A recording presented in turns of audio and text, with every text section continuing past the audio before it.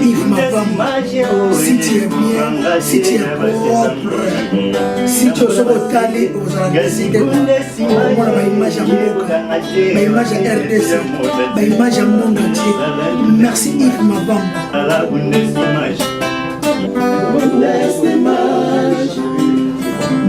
Bundesliga, c'était Kitoko, Bundesliga.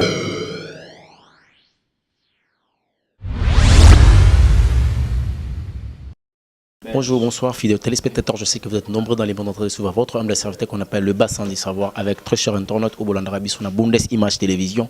Voilà, je suis là avec Oseke Diambo, c'est quel problème, conseil de nos émissions Nenge Tupsagabino, qui est au Simba Kabakouche et Belé. Cette fois-ci, nous avons une la politique pour nous remettre à l'Obali Soussou, Marambo et Talimbo Canabiso. Mais les autres ont parlé car on a 2 points aussi dans Marami Balé, le Kaliboso, le Simba, et Zali Likamboya impérialisme ou majorité présidentielle, et ça la local na film Jackie Chang. Donc Toyoki en gros et comme le roi Likamboya la souveraineté, et tout comme qu'on sentir que les lots souveraineté de majorité présidentielle bah comme kozongi c'est la mingi population to éviter pourquoi est-ce que bah comme on a niveau kozongi c'est la souveraineté et bah comprendre les lots que vérité ça les place nini et pourquoi est-ce qu'il a fallu bah tant à combat impérialisme bah impérialisme ça banani ndeto loba ki les lots to kita Bundes Image Télévision et pas il y a mettre le dilimuto auto bien l'espoir de la justice congolaise azali moko ya bavoka ya banamboka asala kamusana lolenge elongo bani pona ko solana ko sala na ba analyse donc on a quatre analyse wana boko kabo découvrir penser par rapport à la question autochtone lolenge tozali koyoka majorité présidentielle et pourquoi pas toucher une partie à l'opposition bah kota kimiti bah réunion na bango pona koluka koloba ndenge ni bakoki kosala pona kobongisa mboka mena suka nango toyoki kombo ya monseigneur Laurent Mosengo ebimaki dakati wana boko découvrir penza intégralité pe makambo nyonso autre koloba ensemble. Bonjour maître. Oui, bonjour monsieur le journaliste. Boni. Ça va par la grâce de Dieu. Maître Loulou, tu es l'issue sous l'élo pour nous ce qui concerne Makambo et Talimboka. La fois passée, tu m'as discuté ce qui concerne Makambo et Talib élection et puis arriver à Bandeko Moussousou, bactère politicien Moussousou, au Bazora qui occasion à Kozonga Namboka. Mais le Makambo et Talib plus la souveraineté parce que tu qui moi mbilinga et koti na côté opposition, pambate balobi l'élo que Bango bazu décision moko. Bah comprendre que vitesse aux kende na yango na makambo etali élection ya mboka opposition ko kobimisa candidat unique na bangote mais balati elika été bazo responsabilité ba pesa na ndeko Mosengo cardinal Mosengo pambate Mosengo nde amema biso na niveau ya transition na makanisi wana lokola motamibeko place ni boko ko kotsa Mosengo na makambo etali transition on si longtemps yazali na nganga nzambe. Bon, nganga nzambe maza mutu aza congolais azo remplir ba condition parce que balobi que condition pour nous président de la République faut la nationalité d'origine, c'est-à-dire tata na maman na bino aza ba congolais à défater. Voilà, ceux qui azo remplir ba condition je ne vois pas pourquoi est-ce que to pesa musala na initi mabe. Quand tu es qui na niveau d'abord il y a conférence nationale souveraine, azalaki président élu président national, président il y a conférence nationale souveraine et puis azalaki président il y a HCR au Conseil de la République. Or, dans la période où on a au Conseil de la République, il y a deuxième institution. Donc, pour la Sabino, il y a président, il y a deuxième institution, dans la période où il y a au Conseil de la République. Alors, je ne vois pas pourquoi est-ce que les lobos ont kangaé dans autres qui ont salaté. Laïcité, on a beau comprendre dans le sens que moi, on a besoin de laïque, c'est-à-dire, au niveau sommet de l'État, l'État est égal à l'Église. Mais ici, il est pris comme étant un fils du pays et non comme étant un monseigneur. Non. Kotala lolenge chef de l'État Joseph Kabila Kabange azwaki penza occasion ya kopesa bango responsabilité tango bakendaki koluka kosala la biso union nationale yambo basala yango bakendaki kosangana mais responsabilité zalaki na basango ezalaki na bamupe bango basango wana tango bazwaki tango kosangana bakomaki na niveau ya kolobake basali musala na bango ya bon office mais bakomisaki yango na sukate ezangaki soki 2% o esengaki yemoko Rais Kabange azo ba responsabilité na ye na kati ya kotala na 2% wana tomonaki chef de l'État bimiselaki biso premier ministre mais lelo lisusu kaka catholique o wana ba échouaki na mission na bango parce que bango balobi que non catholique lobi nde muté choaki na mission na ye bazwaki responsabilité ba kozonga c'est la Kabila lelo lisusu bolingo zo catholique moi pesa sous responsabilité et puis na temps oyo transition ba kopesa yango Laurent Mosengo en qualité de qui.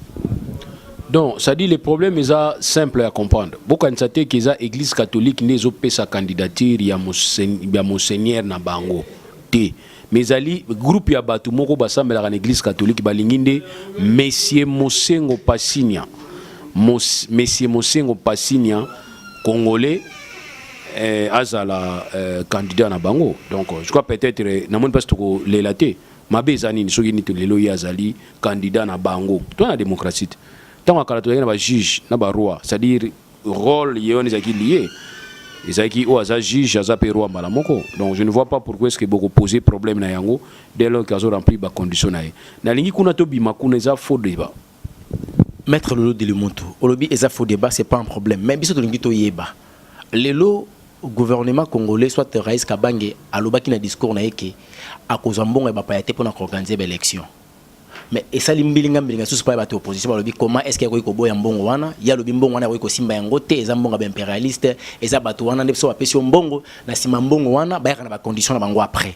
So to en 2006 pour ça to sala élection na mbongo ya Congo na 2011 na mbongo ya Congo to Congo le budget mati mbongo e monani nde pousser le loki ba boya ko mbongo ba paya analyse wana moni yango ndenge.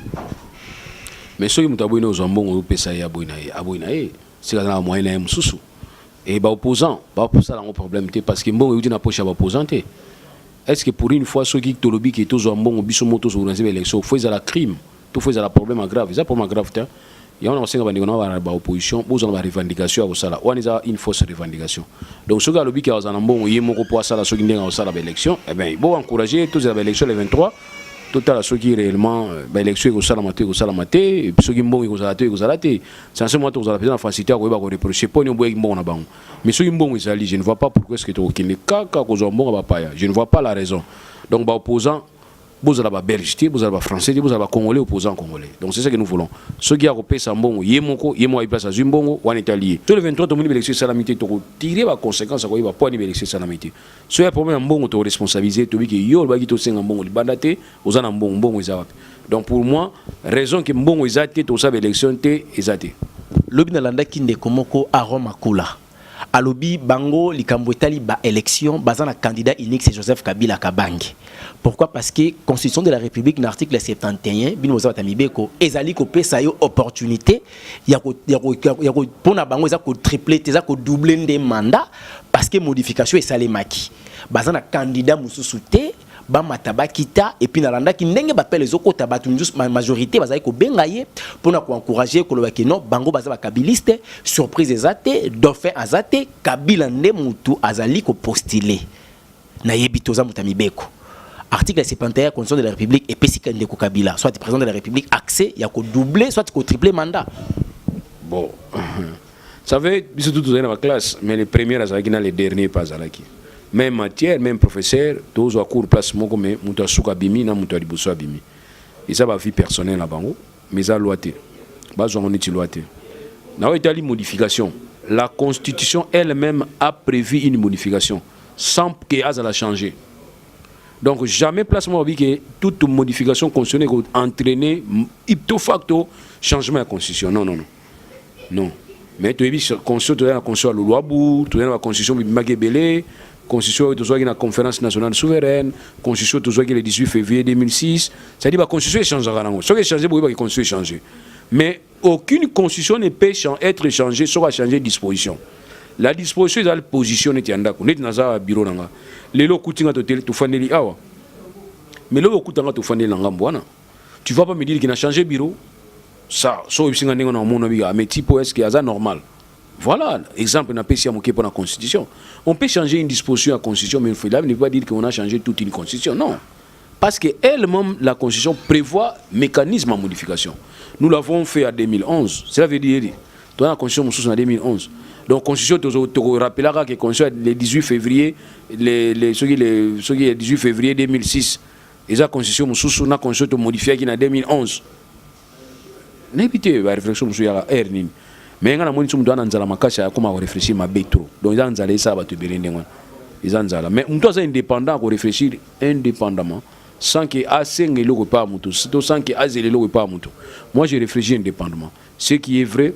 Je félicite Joseph Kabila Kabange azolanda maloba wana te parce que lui aussi il a le courage de dire ça mais il ne le dit pas. Il s'en fout de ça. Il a battu Bango. Un certain mois d'ailleurs reproché qui vous a dit que moi je vais changer. Qui vous a demandé d'aller dire au peuple que je vais opter pour les référendums. Qui vous a dit ça? voyez, et moi je dis que je respecterai la constitution. Tina souka discours à souka respecter la constitution. Or respecter la constitution ne veut pas dire oh bango bazolo baono. Parce que dans la constitution nous avons l'esprit et la lettre. La lettre de la constitution, ils ba article bandan article 1 article 229. Mais l'esprit de la constitution ils allaient loger là-bas, exposer des motifs. Dans quand exposer des motifs là on nous recommande l'alternance. Et nous sommes mis ensemble pour ça la constitution. Dans l'exposé des motifs, au moment où exposé des motifs et rappeler crise récurrente au Tozaï Nango et puis le lobby modèle ni tout ça là qui peut ça la constitution. Parce que tout ça les forces vives dans la parti politique ont décidé ce qui suit article 1. Mais les lieux comme on dit conseil comme il y a bino on a manipulé on est bolingi non. Il faut aussi voir l'esprit.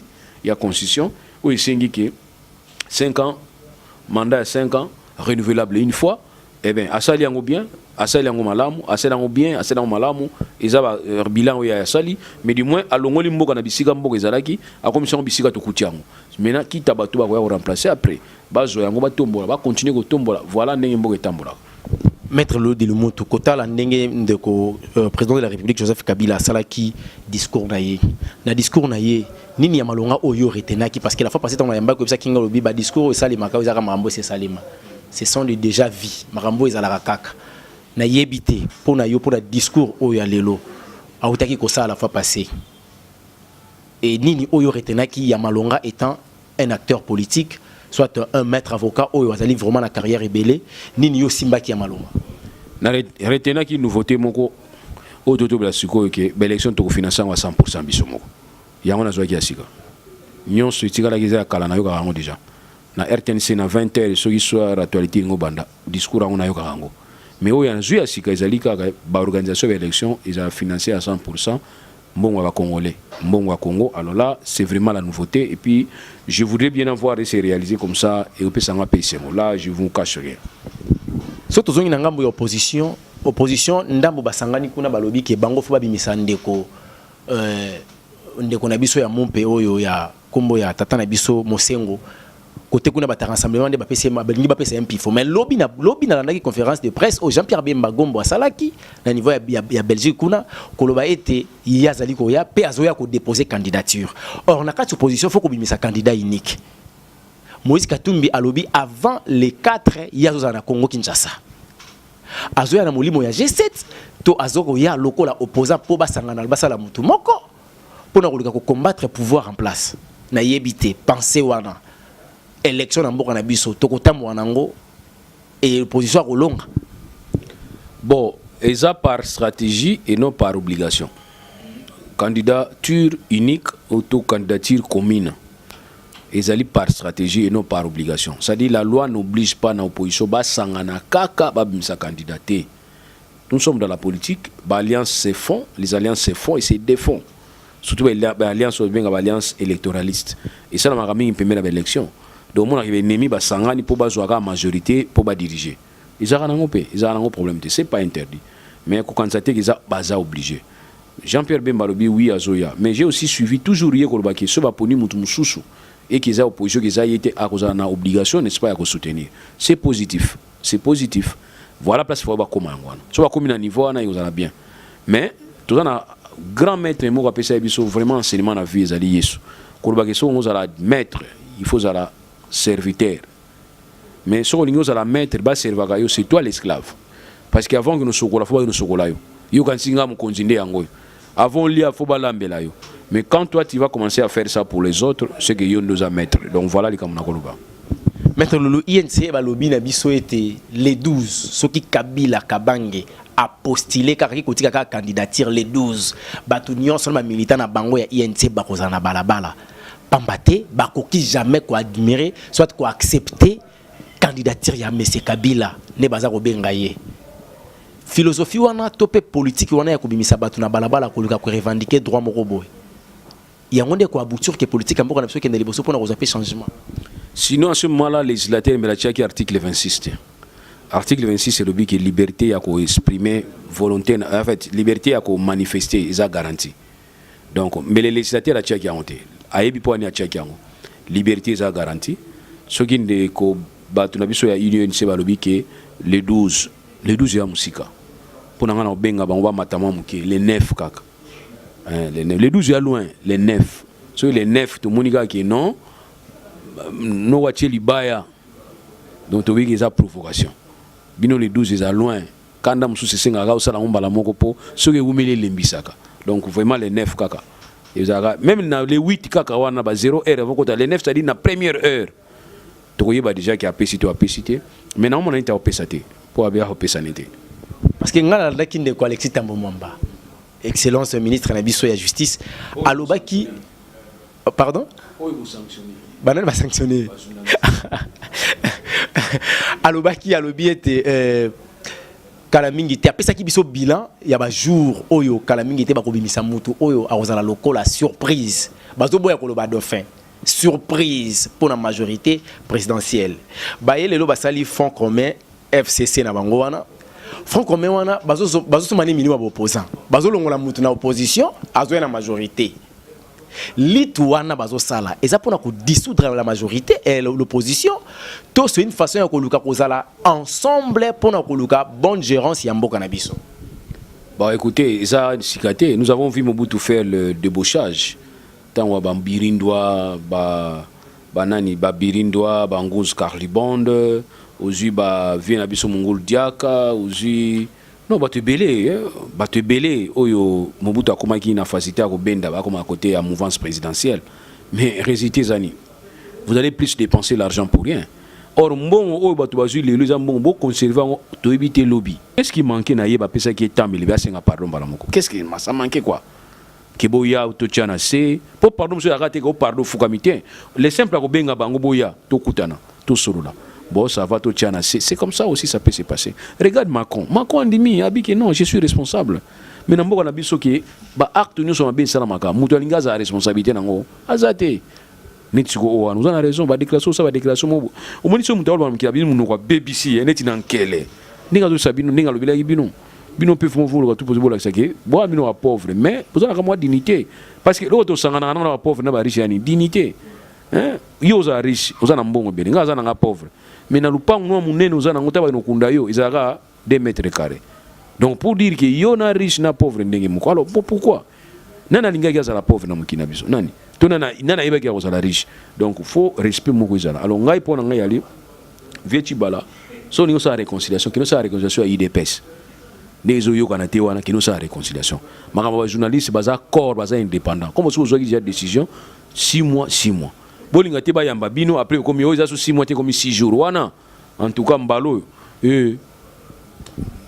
wana ezali maloba mettre le dilu muntu donc c'est une façon ya encourager presse et boende za malamu tango bozui décision puis to komisa yango na suka pambate tozali koluka la dignité parce que la personnalité zali loko oyo basakana kanango te mettre lulu walobi l'impérialisme tobo yango na mboka na biso ba impérialiste nyonso wana fo batika toyi ko zambonga bapaya te bato wana nyonso bato mabe bangoni bazali ko boma mboka bazali ko linga ko bebisa mboka ko ya ko sacrifier jeunesse mettre lulu la majorité ya bato bazana au pouvoir wana que ça soit en opposition ou na majorité surtout ba na majorité eza bato bazana ba deux nationalités ba double nationalité wana bango nyonso wana lelo likamba double nationalité ekufi mais etika likapa Moïse Katumbi chapo siko impérialiste zanani mwana mboka to muto za na nationalité mususu. Moi, je savais que tu as un niveau où tu as un niveau dans le sens que bateau bazo peut s'habiller les leçons souvent même de l'interne. Moi, je parle pas de l'externe, de l'interne. Baza bateau baza dignité parce que baza dans une certaine saleté. La loi n'a biso aux alliés sur la nationalité ça clair. Alors on a toujours question. Ah, parce que service de la sécurité. Tant on va y avoir un passeport nini. Tant on va zonga ba un passeport nini. Même nous sommes dans la difficulté à goyer baga que muto azandenge nini azo se comporter comment. Donc c'est que nous avons une certaine opacité, bah bomba va secret mon hein donc vraiment en sens nous sommes travailler ah soit on va kanga kimi l'ambassade on a ça au canadien ah mais tout ça nous golia kwanga comment on a sunde nini donc tout ça ils a eu au déranger nga tous à honnête en dehors il y a chef de l'état au mandat na yeza 5 ans renouvelable une fois il y a aussi des gens oyo il faut aussi nga bango ba compte banda 10 ans les cas ba mandature comme ba double nationalité binationalité. Parce qu'on ne peut pas comprendre pourquoi il faut beaucoup samboka. Oui, cette loi sur la nationalité congolaise, nous tous nous disons que ils ont répondre sur la réalité dans les concepts il y a globalisation. Mais nous devons être honnêtes. Bateau faut le bilan, ils ont binoté besoin de salité. eza biso ba musutu na ba nationalité ka moko depuis to botama biso ne foto lobela yango pour ne permettre biso tous à beaucoup plus écouter pas bateau dans la nationalité kaka moko ndoko la biso mais yo za na double nationalité au communaux député au zongi ba lupangu et mo gouverneur communaux gouverneur au communaux yo zongi ndenge nini au communaux tonga siko biso ba o ba kolo nationalité a moko toujours souffrir et bien na makelele. Mais du moins, loi wana ya double nationalité, il faut te revoir en haut parce que nous sommes dans un nouveau contexte. Contexte, dans un contexte de la globalisation, nous sommes obligés aussi d'avoir l'apport. Parce que les autres se retrouvent dans double nationalité. Papa est belge, maman est congolaise. Maintenant, entre le marteau et l'enclume, à côté de nous, un peu en Belgique. On a souci à Mboka na Congo, on a souci à Belgique. Pourquoi nous avons opté pour la double nationalité? C'est parce que la grande nationalité est la petite nationalité. La RDC, c'est la plus petite nationalité. Vous comprenez? Ça dit tu peux être congolais, Kangio, Nangola, Beto Nande Mundi Mate. Mais tu es américain. Kangio Nangola. Yebaka Trump a benga président Lorenzo. Pour y savoir que Okangi Sije Nanga Moko Ponani. Voilà la grande nationalité. Au cause de la juif Lelo, un juif. Mais ce Okangi juif Namboka Mobo Okangi israélien. Vous avez une dépression. Il y a les États-Unis et Israël. Vous savez, c'est la nationalité qui est au Zanangwana. Il y a la nationalité qui est au Zanangwana. Il y a une double nationalité. Aussi, ce sont des raisons économiques. Tu vois, à quel point tu as une expertise, fois ça, mais le poste que proposé, il correspond à un statut. Donc tout ça, ça pose des problèmes. Vous savez, ça pose des problèmes sérieux. Il faut te revoir ma double nationalité. Donc, il y a dans le sens que peut-être réduire, assouplir, mais tout à permettre les bateaux et Bazali vraiment dans la double nationalité. Mais je regrette parce qu'il y a eu un moratoire au Vital Kamerhe, tant qu'il ministre, tant qu'il président du Parlement. Il a donné un moratoire. Et les moratoires donnés, 3 mois. Tu le commis sur combien des années? Donc, c'est ça pour libérer. Mais bon, on va déranger Arabi Sopouani. Mais on a eu pas été deuxième et PC liste de double nationalité. Donc, c'est au revoir. Pour nous, président Mboka, il faut un président d'origine. Pour nous, parlementaire, il faut la nationalité Moko. Donc, c'est que Bino toujours surveillé, Bino na niveau ya bureau ya Seni. Seni, font la mission. Donc, l'économie na biso place et outils qui achètent mais qui couché. Mais aujourd'hui, on commence déjà à se relever un peu. Parce que nous sommes classés parmi les pays, nous sommes classés parmi les pays, le 10 pays réformateurs au monde. Dans le cadre de doing business. Nous allons mieux côté dans l'institution, dans le cadre de la restructuration, et salama malem. Donc je peux dire Dieu merci. Mais écoutez, nous avons besoin de tout le monde. On a besoin de tout le monde. Et aussi hier, si aujourd'hui nous devons parler des élections, hier c'était impossible parce qu'il y avait des républiquettes. Auto-république. Mais aujourd'hui nous sommes tous ensemble. Sur les plans social, en tout cas là, c'est catastrophique. Le peuple a souffert. On a photos à conscient. Il y a une souffrance au peuple. Le peuple a souffert. Alors je vois très, très mal, surtout pour toi FCC, tant que vous avez tolo, ils ont bien la passe. Or, il fallait que peuple, pardon, oh, tu as quitté ça pour la bonne salité. Mais, vous pouvez avoir une chance, tu as la politique, il y a 5 chantiers, la révolution de la modernité, tu continues. Mais bon, tout va bien, tout va bien. Non. Le peuple a souffert, tout est conscient. Merci, Maître Loulou. Un dernier mot par rapport à l'émission Alelo. Si peut-être vous avez quelque chose à ajouter. Et au ça quand même bien pour la bâtiment sur Hollande Abisso. Mais un dernier mot, il niveau de la ligne, il faut vous avoir une certaine méthodologie à collecter dans la ligne et aussi vous avez peut-être un accord de bonne conduite, na ba réaction à ba internaute parce que j'ai surtout des sites dans mon akita mutalobi kamuna yo mona mutana saba ni ko finga maman na bino, tata na bino, c'est comme si il y a foutu la minerval. Non. Ici nous sommes dans la démocratie. Libre à moi on a Zoruba. Je n'engage pas la République du Congo, mais ngai opinion nanga. Tolérance et c'est qui sont en opinion dans le bas. Bande qu'on a bien dans poto, bolia ba bifteke, ba McDonald's, bozolia suiba nini bolia kawana. Nous ici nous sommes vraiment dans une situation difficile. Hein? Autour de la victoire dans ba bureau de nous ba hôtel là yo. Ba biyeyo. Ba tunyo so service ba hôtel là yo. Donc nous sommes exposés, c'est nous qui sommes exposés ici. Alors tant bozala kuna na poto bozolia ba bifteke na bino na frite na bino, bo kiteka biso pe na moins respect. Ils ont opinion nanga. Mais tant que vous avez réagi non, ah le bien ça va, ah le bien il fallait le babou. Petit argument là. Mon chou monaka imbécile. Tout final. Moi je n'ai habité éducation aux anango yango ne boza ba dirigeant lobby non. Donc tout fin on a raté. Tout ndi manaka. opinion na yo yanga te opinion nanga pesa yo te na forcer yo te mais il faut que to argumenter botika mama ofinga zo ba ba isinga moi un certain moment ba je ne vais plus commencer à intervenir na ba ligne pour na moni na ebité nani azofinga yo msu muto ofinga wana ata soko lali aoleko mulaite c'est regrettable nous sommes ici to souffrir na batu awa donc tozo tonga kabila biso tozo tonga ka kabila awa tozo tonga e awa zo ba peke o atonga kanga place muso ba 23h zo tambola muso na mutuka pine toboki na 23h bazo le kabe ba moni ke yeyo mutu wangu vous voyez les risques tozo aka et puis tu vas commencer à faire nanati au sizolia au lali au lembia finga e nyama tout fi non c'est pas bien botika biloko wana hein botika biloko wana za bien te za soni makasi mais toutefois mboka en tout cas social les a bien te il faut le reconnaître ce qui est moko bila reconnaître que ezana no bien te bon ngai na beta tolo ko de kande te. Merci maître Loulou et à quoi accepter biso. Merci mon frère.